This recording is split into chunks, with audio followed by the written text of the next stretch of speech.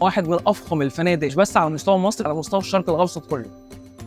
برايفت بول سويت بنسبه خصوصيه كامله 100%. 102 سويت بس على مساحه 48 فدان. الفندق هنا مفيش فيه غرف، هو فيه 4 انواع فقط من السويتات. رويال سويت هو افخم سويت موجود هنا فوق بروي، مساحته لوحدها اكتر من 225 متر.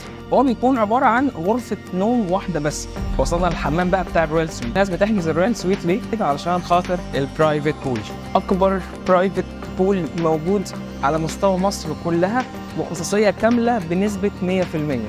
يجيلك الفطار كل يوم لغايه عندك في السويت. لان في حمام سباحه واحد بس كبير رئيسي، وبيكون انفينيتي بول. الاكل في اوبروي هو مختلف عن اي مطعم تاني او على اي فندق تاني. اقامه شامله الفطار فقط لا غير. الكواليتي بتاع الايتمز هنا حتى في الفطار، اللي هو الحاجات اللي متعارف عليها في اي فندق بتبقى اساسيات، لا هنا الكواليتي بتاع كل حاجه صدقوني بيكون مستوى عالي جدا. عايز تزود غدا، عايز تزود عشاء، زي ما انت عايز موجود. نظام المطاعم هنا بيكون عن طريق الالكارت.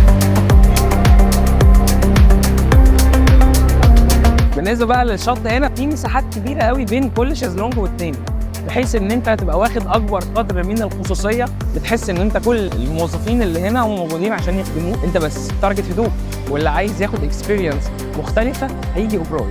مش هتسمع غير صوت البحر وبس.